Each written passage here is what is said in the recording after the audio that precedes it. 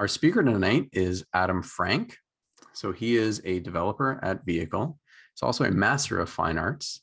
He's been the creator of Picasso, which is a wonderful service. And he's also an HSL enthusiast. So he could talk about HSL all night, which maybe he will. I'm not sure. Let's see. So thank you very much, Adam Frank, for coming out. It's showtime. So grade 4 typing class with Mr. Morley went a little bit something like this. We were learning the buttons on their keyboard and their proper finger a few at a time. Most of what we typed into the text editor looked just like this, JUJ, KIK, JUJ, KIK, or DED. And Mr. Morley would pace behind us like a drill sergeant. And before every sequence of letters that he gave to us, he would give the same speech. I still remember it. Press the right key with the right finger at the right time.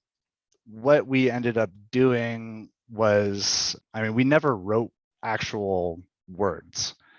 We didn't learn typing by creative writing or essays or chatting or anything like that. It was a very deliberate sort of practice and finger training, really.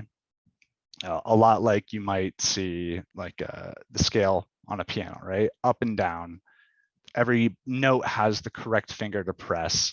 There's no individualism in this. I'm not expressing myself. I could try to play this scale maybe in an expressive way. I could maybe, when I was pressing JIJ, I might go J, IJ, right? But at the end of the day, my sheet is going to look exactly like everyone else's sheet full of letters.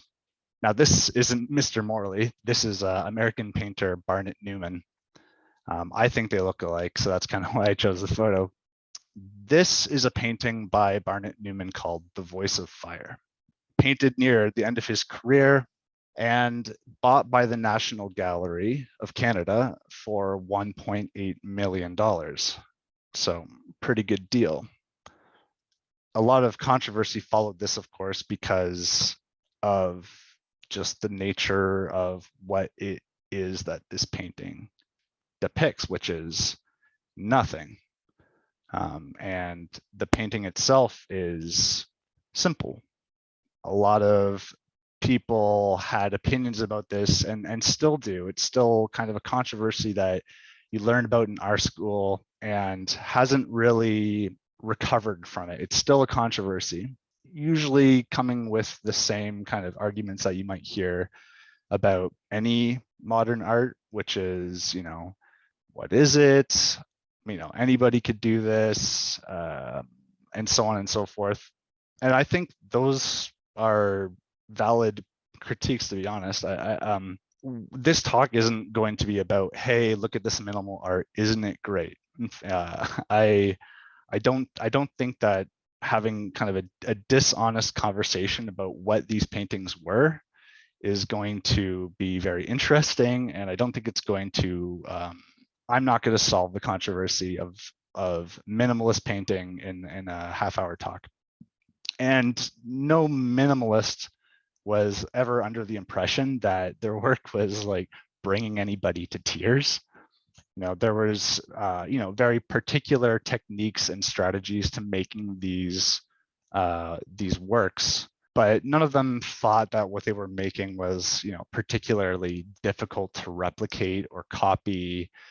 In fact, kind of by intention, these works are about as connected to the artist only by name. And if you just walked into this expecting a PHP talk, I'm sorry, it's a art talk. So this is 5 paintings called Abstract Paintings by Reinhardt, made in 1963, another famous minimalist. Now, I don't know how well you can see this over the stream, but each of these paintings is a grid of 9 squares, and each of those squares have a slightly different shade of black, almost imperceptible by intention. And this space here is confrontational kind of by design.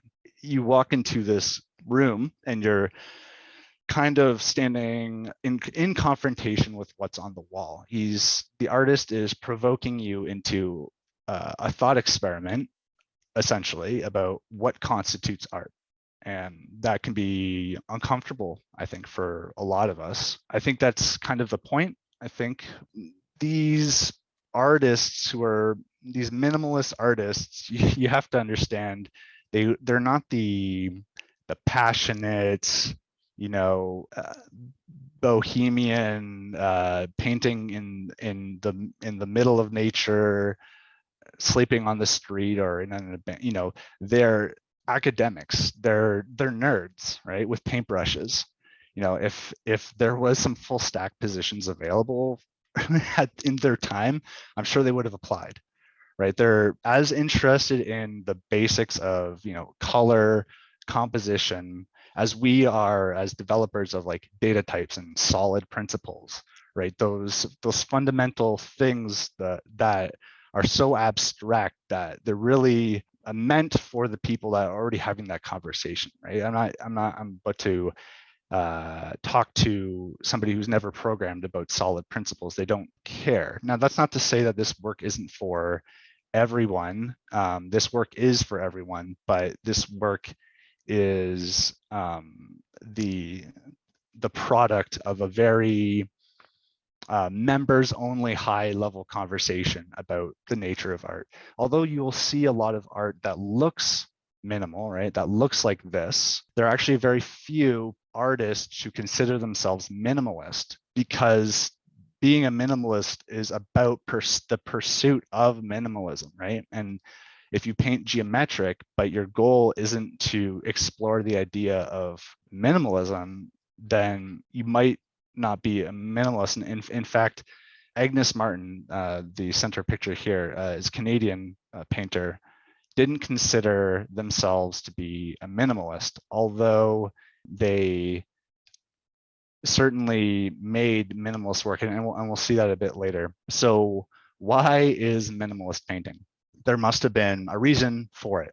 Can we learn anything from minimalist painting that helps us grow as developers? And I don't think that's actually that hard of an ask. So let's start with what are the core ideas behind it? So the number one core idea is that minimalist painting has a reduced visual vocabulary. This painting is also by Barnett Newman, the person who did The Voice of Fire. This is his work pre-war. Sorry, not pre-war, but during war, I guess. It's called A Song of Orpheus. It is not minimalist. It has obviously far too many elements, far too many different shapes for that to qualify.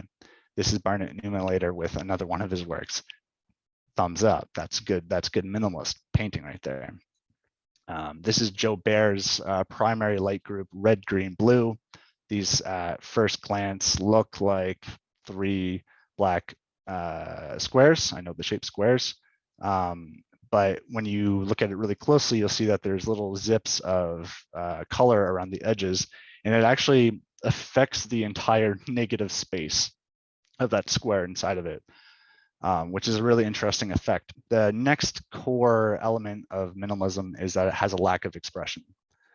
So Vincent van Gogh was very well known for his expressive art. I mean, just look at this guy's beard, right? It's a world of its own. It's not minimalist, obviously. Carmen Herrera, who actually passed away this year, was one of the most prolific minimalist artists of all time. This is her in the 40s, and this Herrera was doing it before a lot of the other artists I'm going to show you. One of the originals, and continued to make works in this restricted style all the way up until her death, essentially.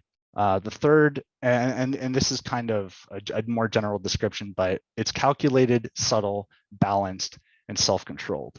I think that's really what we're talking about is like, it's planned, you don't improvise, you know in advance what you're about to create. 2 famous American painters, the one on the left, Jackson Pollock, the one on the right, Frank Stella, worked slightly staggered times. So Jackson Pollock was active a little bit before Frank Stella. And a lot of what Stella did was reacting to what Pollock did. And so here's Pollock painting. He is dipping his paintbrush in a bucket of paint, and he's throwing the paint with his brush onto the canvas, and called that action painting. Now, Stella, his response, he says a lot of things about this work, but one of the interesting things I found he said was that they get into trouble into the corners, right? They're talking about all over paintings. We're painting all over the canvas, but I'm still acknowledging the edges of this, the bounds of this canvas, by kind of not swirling. I'm kind of like directing my swirl around when I get to the close to the edge, and there's these corners that ended up kind of blank. And Stella was kind of saying like, well, that's a problem for me, right? I'm not actually, the whole canvas is not the art. There's some confusion there. This is what Pollock painting looks like. You can see kind of in the corners what I'm talking about. And then here is a Stella painting. And we saw back a couple of slides ago, this is how he's painting. They're both using paint. They're both doing it by hand. This isn't machine done or anything. And there's still a human aspect to it. There's no, there is some expression, although very restrained in the strokes. You can see that he's not absolutely perfect. And it actually makes this really interesting effect. Contemporary art issue calls minimalism all about putting the right things in the right places. And Frank Stella says, all I want anyone to get out of my works, and all I ever got out of them, is the fact that you can see the whole idea without any confusion. What you see is what you see. Now, is that so different from how developers treat our work? Aren't we trying to make it so that we can understand the whole idea with no confusion right away? These two worlds, I don't think, artists definitely don't consider similarities to other things in life. These minimalists are intentionally avoiding it, right? This art is art, everything else is everything else. It's a separation. If it's not art, it's not art. It's everything else. And if it's something else, it's not art. And here's one of his works again that we're looking at, these 9 squares. They're treating paintings as nothing except paint on a canvas on walls. And they're starting to kind of reveal the nature of what gallery walls are for, what color is for, what shape is for, what line is for, and what elements exist on their own and what elements don't. They don't have meaning.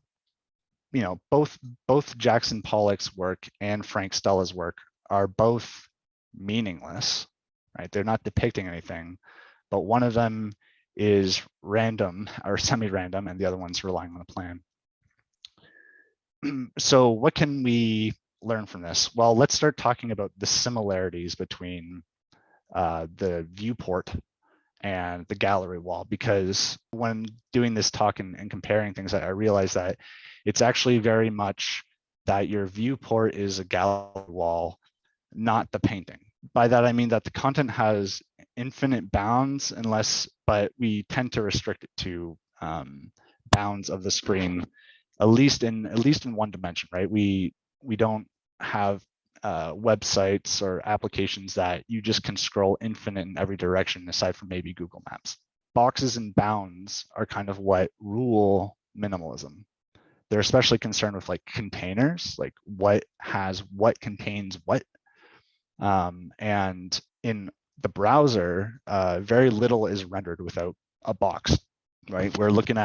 We see 3 main sections here, or maybe 2, depending on how you look at it, rectangles and rectangles and rectangles. That text is a rectangle, and those buttons are rectangles. That image is a rectangle. Even the circles have rectangular bounding boxes. And if we look at this, right, and we try to describe in words what this is, do we say that, hey, it's 3 rectangles vertical, 3 rectangle verticals, blue, red, blue? Do we say it's a blue painting with a red stripe going down the middle? There's ambiguity in what you're seeing. Just like, do we see, is this a gray painting with 9 stripes on it, or is it 13 stripes of varying different shades of gray. Boxes and bounds are really important. And when we look at Agnes Martin, who I said didn't consider herself a minimalist, one of the dead giveaways is that she's signing these. She wants you to know that it was her who was here, right? She's leaving her mark, and she has a lot of diary records and stuff. She feels herself as an expressionist because this is her expression. Her expression is minimal, but to her it's still expression. So this is what I'm saying when it's a way of thinking about art.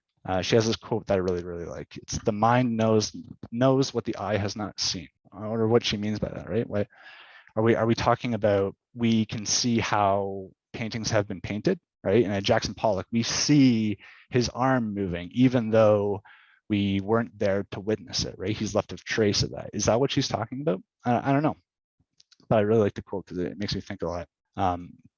Boxes and bounds, they're built in to into our world. The next thing is that elements relate to each other inside, outside of, beside, below, contrasting, conflicting, harmonizing. Our browsers have language that helps us describe how elements relate to one another.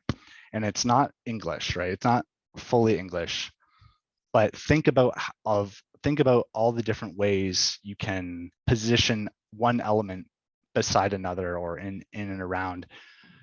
That's what CSS is. We're describing to a computer how to render something. Now, looking at, so here, this is really interesting because I could say 3 rectangles to the one on the left. I could say 4 rectangles to the one on the right. Now, where my language starts to fail on the middle one, right? How do I describe that to someone? If I wanted someone who hasn't seen this before to paint this perfectly, exactly, how would I do that? What words would I use? These are 3 lithographs by Carmen Herrera called Green and Yellow. And we'll come back to Carmen again.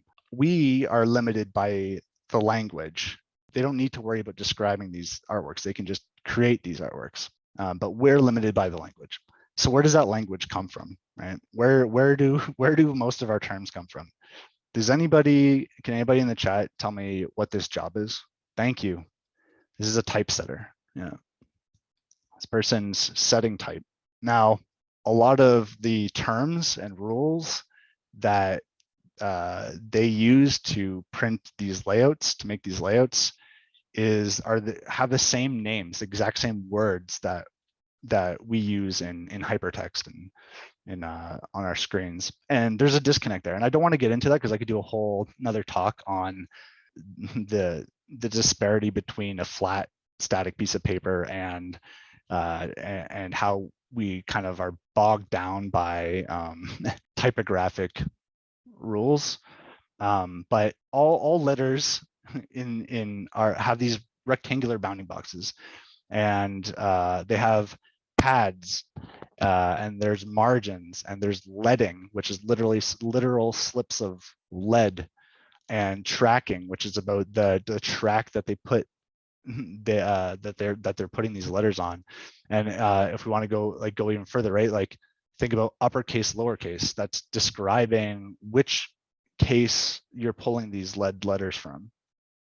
I heard that, actually, I don't know if they're lead, probably not lead.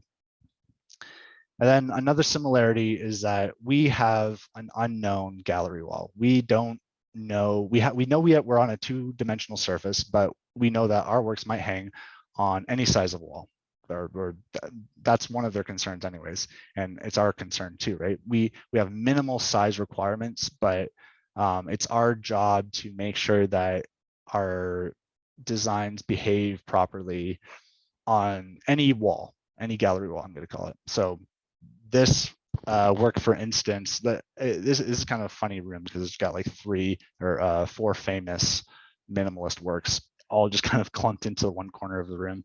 You can see that there's some deliberate placement here. That painting has been MX autoed, that is like margin autoed on both sides into the center. It's centered on the wall. And then alignment, right? So minimalists are concerned with how related elements have shared positions, right? We infer lines, we infer alignment based on patterns that our brain makes up, and we use those same techniques a lot, right, in our designs. I'm pulling these off of Dribble, but and we have some newer words, newer language to use to describe these ideas.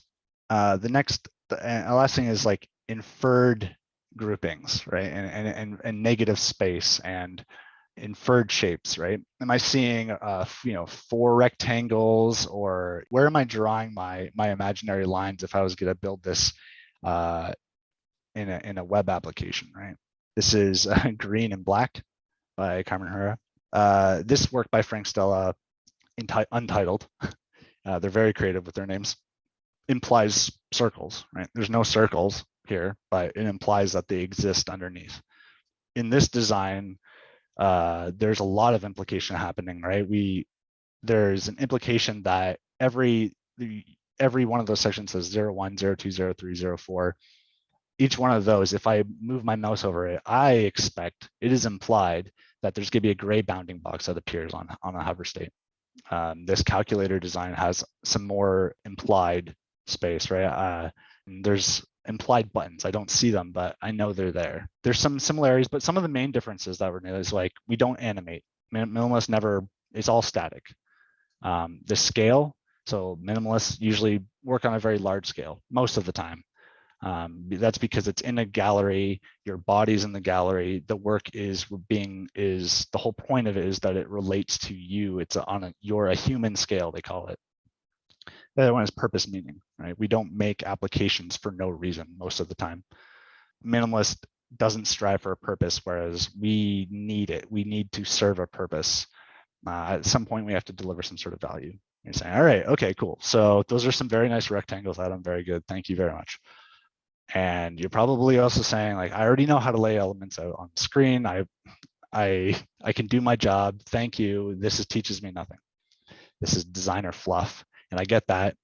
But I think a lot of the problems that we encounter with CSS and layouts in general just arise because we tend as developers to complicate otherwise simple things. And that applies basically in all, not just the front end, but the back end too. And when it comes to the front end, it's not just, back end developers who don't know what they're doing that are doing this. I see, and I'm guilty of it too all the time, professional front end devs making things worse by increasing their vocabulary, by using more vocabulary than they need. Let's look at this work by Frank Stella. Okay, if you had to describe it in words, how many would it take, right? Could you describe a set of elements with only one statement? How many times would you use the word square? If I was going to try to recreate this on the viewport, what would be the minimum set of things I would need to say for the computer, for the browser to be able to render this?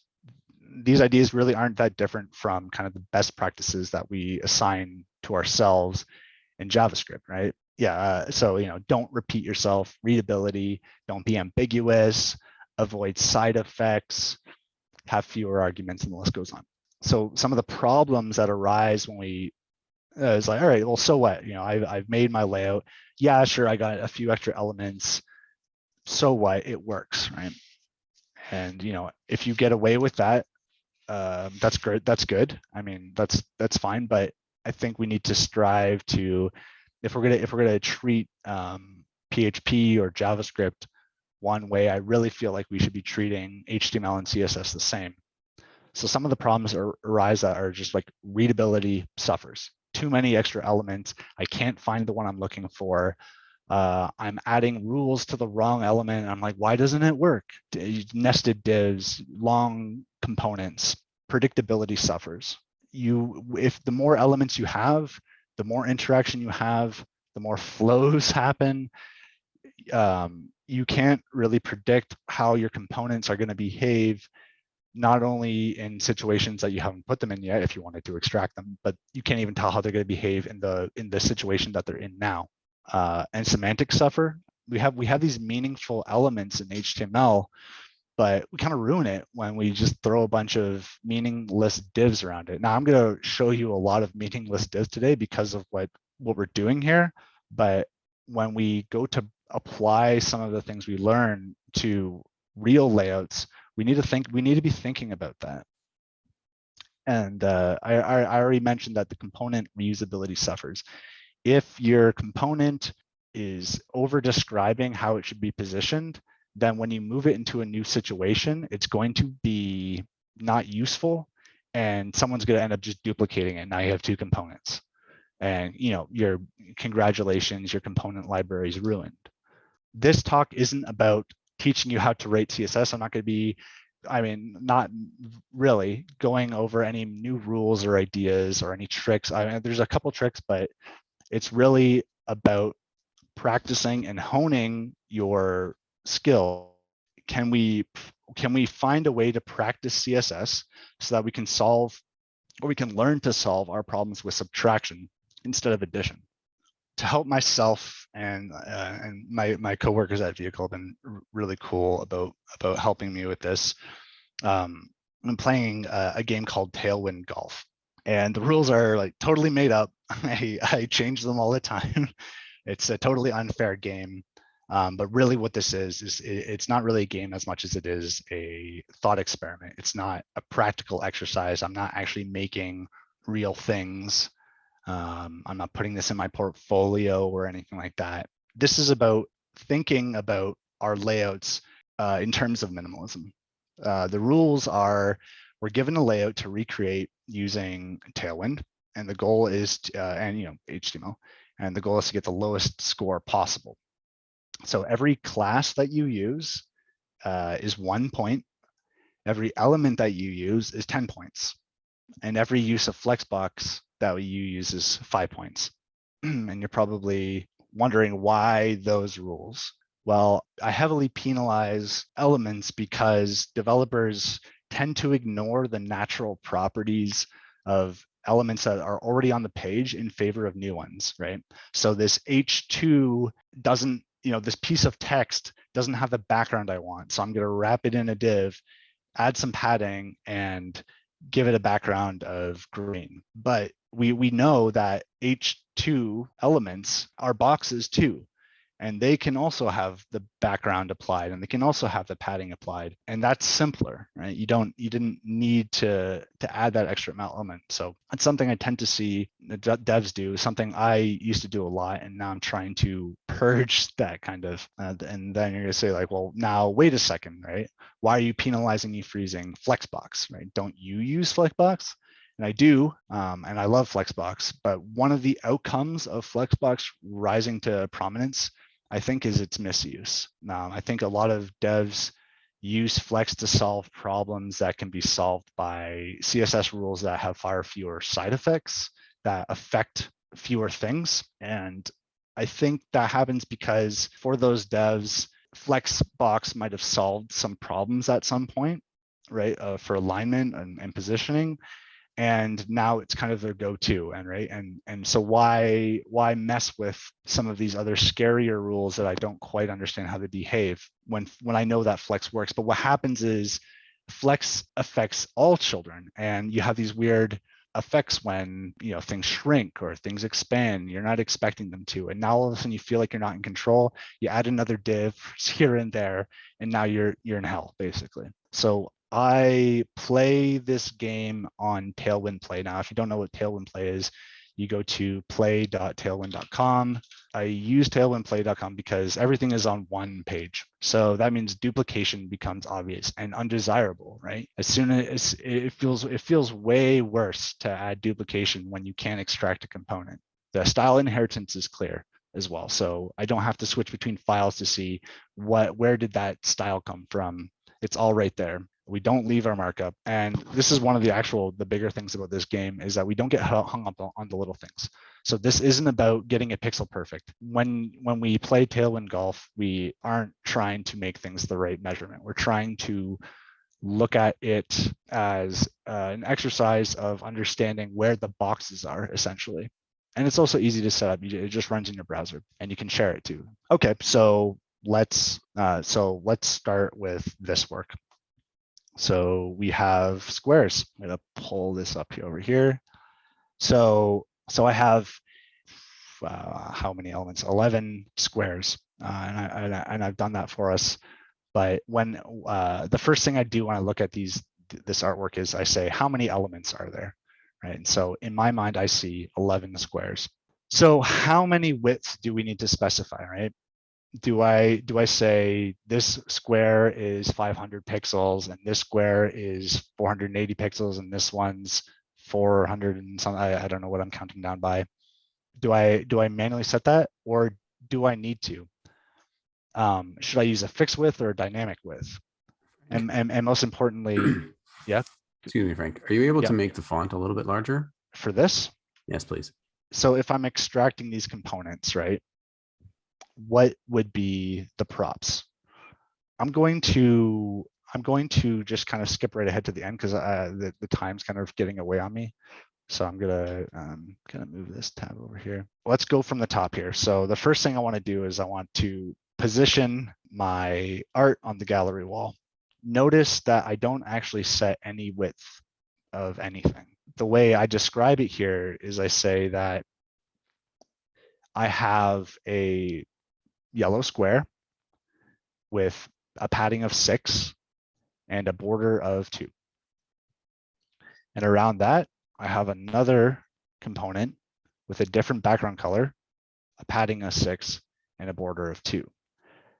Now, I can't, in my mind anyways, and some of you might be able to do better, but I can't get away from having to tell this component, this element, that it has a border.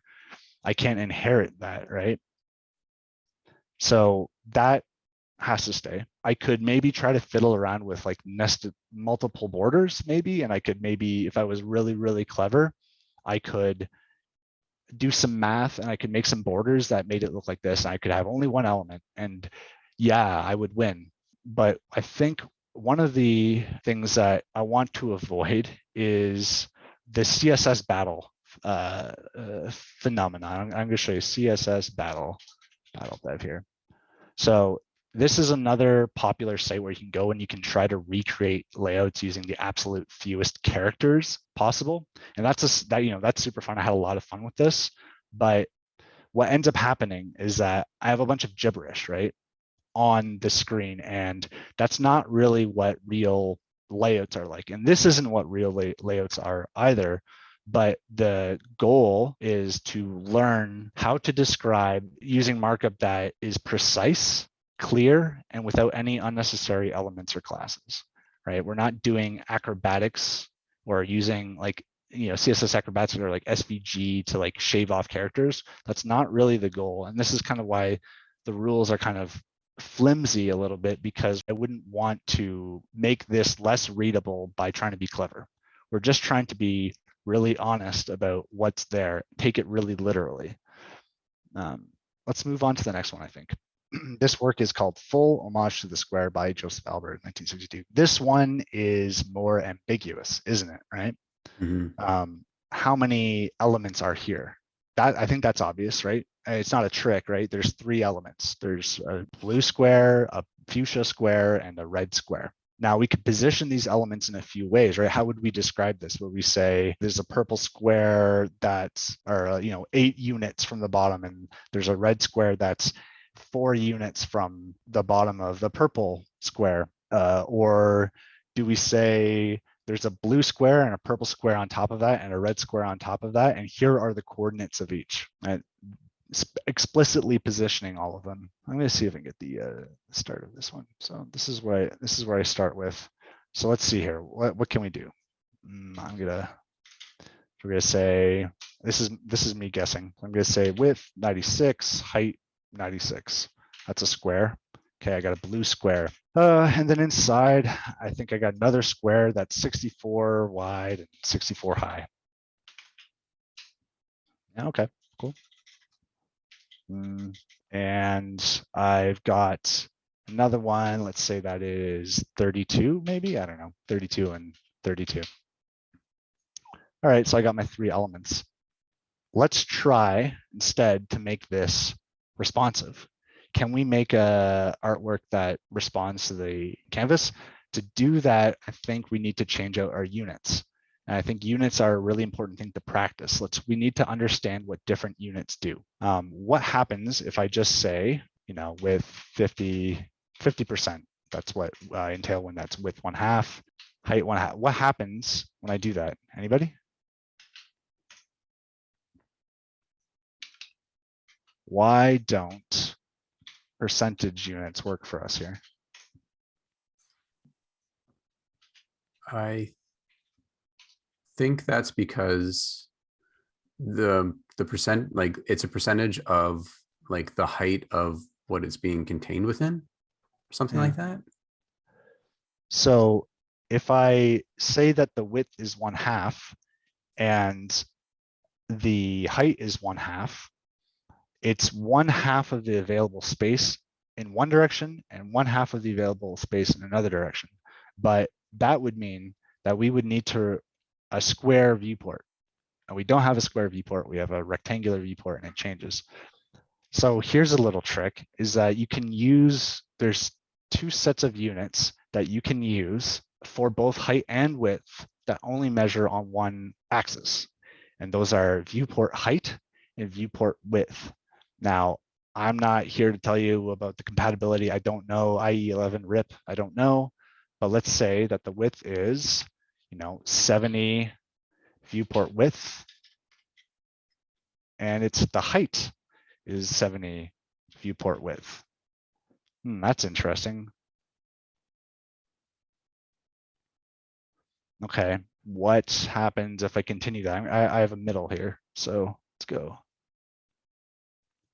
Okay, so this is what my work looks like now.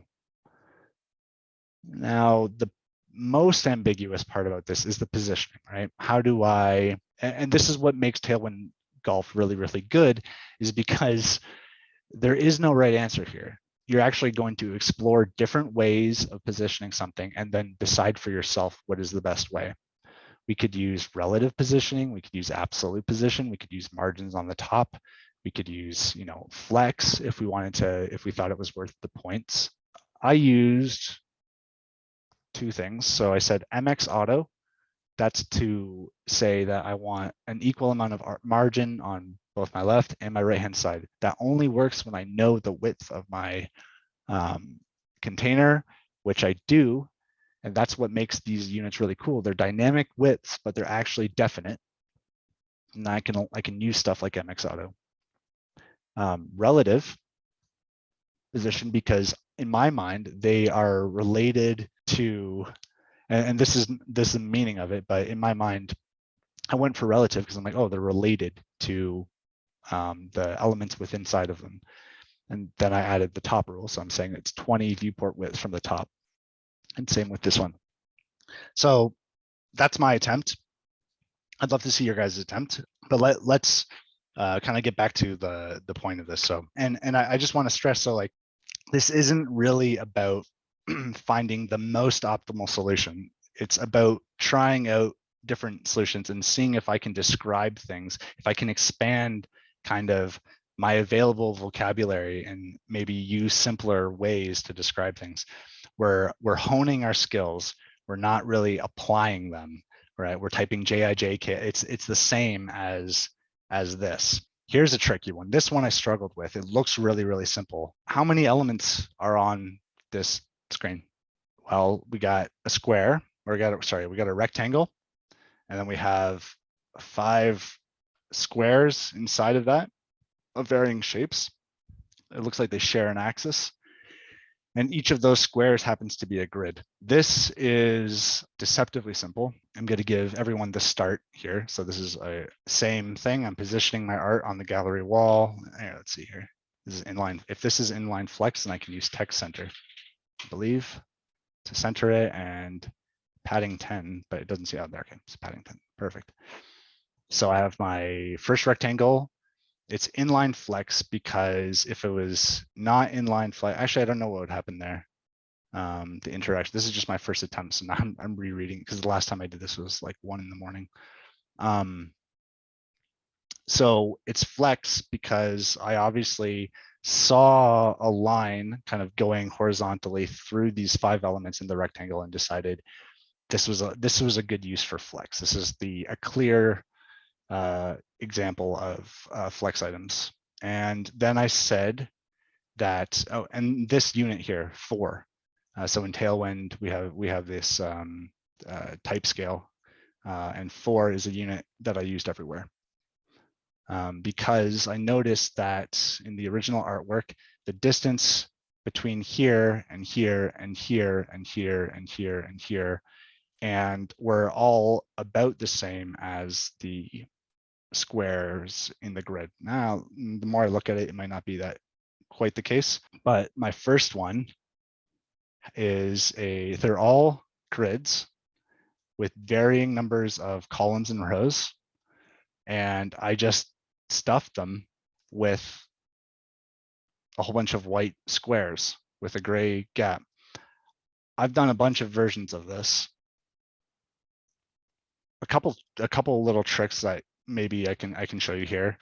I can shave off a lot of points by deleting all of these. How does that work? I didn't specify how big these were. Well, a trick is that if you have a grid of a known number of rows and a known number of columns, and you set the content size of 1 element, all of the elements or all of the cells in that grid are now that size. So if I got rid of this, I've lost all my, they have no height or width. But now if I apply that, all of a sudden it works.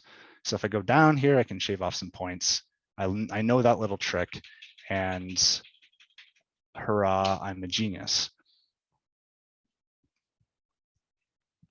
There's a little bit of a problem with that. And that is that if I were a web developer, I might consider this a component, right? If this is a component, then I've just made 2 components. So I'm being honest, a little bit honest about what I'm doing here, which is I'm repeating the same element. I'm not using the tricks of grid to lose points because I know that's a little bit dishonest. I don't think that this one is complete. I think it can definitely be improved. I'm going to share it now. I would invite everyone to come try their best to improve on this. I've tried a few different versions. This is so deceptively simple, but there's a whole bunch of gotchas in it that we just don't really have time to go over. But if you can find a way to not have to repeat these elements, if you can find a way to just have this grid itself describe what's going on inside of it, you win. I'd actually really love to know, because I thought I could just use border and then like maybe use some sort of like, table inside of it. But then that doesn't work. So there's a lot of potential here for learning some really cool stuff about CSS. So Frank, are you saying that you're not sure of an implementation that doesn't use those like individual components? At least I couldn't think of one. Okay. I think that's kind of exciting. I think if I were a minimalist and I was watching this, I would probably get really excited about that too, right? What are the elements? Is the grid an element? Because according to CSS, no, the grid is not that whole element. There's more to it than just a grid, which is kind of mind-blowing because it's there. I mean, now that I'm thinking about it, you could very explicitly set the size of the columns and grids, but then you would set the background. You would still need something to make the inside of them white. So now I'm getting too excited. We got to move on from here. Let's move on to the next thing. So I did another one with some coworkers last week, which was this calculator. And I just want to demonstrate, when I look at this is kind of what I see, right? And I go to if I'm going to describe it, I try to do this first in my mind, look at a layout and say, where are the rectangles, right? Ignoring the content, ignoring the 0, ignoring the 6, 9, right? That's not what I care about. I don't care about the content. I care about the elements there. Here's another one. I'll share some of these. This is a really, really simple one that is going to be in Tailwind Golf, the website, when I'm done. But this is a pattern that we have all the time, where we need to put something in a corner. We need to take something out of the flow, and we need to position it perfectly. This is not positioned perfectly. It's not centered exactly right. It bothers me a little bit. So that's why it's not done yet. But those are the kind of these are the types of things I think are worth practicing. So here's one, right? 3 elements. I got my cream colored canvas. I got an element on the left and an element on the right. They're both rectangles. All right, let's inspect this actually. Circles are rectangles. If I can prove it to you. Here, let me just rectangle, rectangle. I use some transform tricks, right? We should learn about transform, not the topic of this talk. That's how I achieved it with 3 elements. I'm pretty proud of this one. We can take this, through Stella's whole career if we wanted to, but I think we would hit some trouble around this point. How many elements are here now? How many components are here? I see in my mind some repetition, right? Some drawing up to do, but I gotta have a lot of props. If I was gonna divide this into 8 instances of something, we're gonna be describing a lot. There's gonna be a lot of background colors here. So kind of to summarize, we can practice CSS by, and I think in a better way, by setting a couple rules for ourselves. And I think borrowing those from minimalist is the right way to go. How many elements are there, right?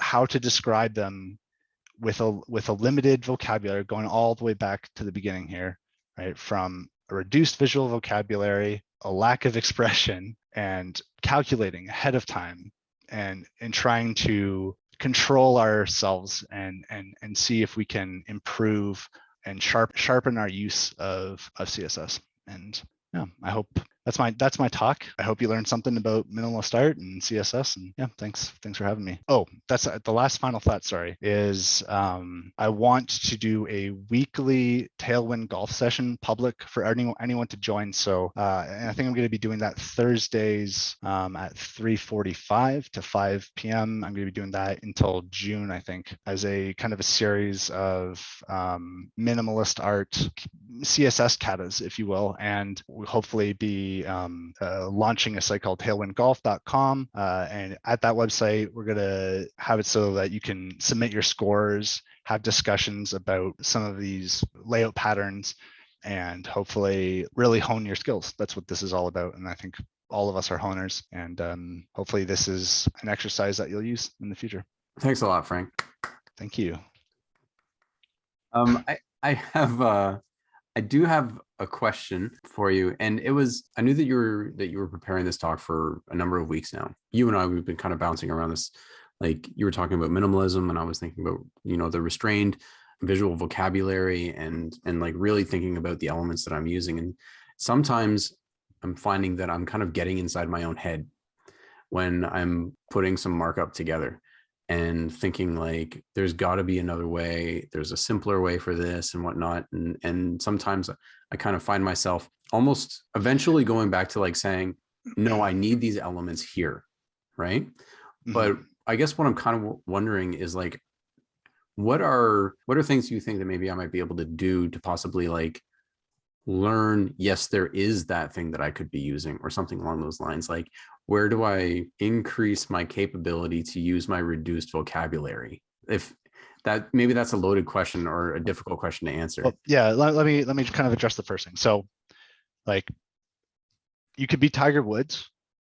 A par 5 is still a par 5, right?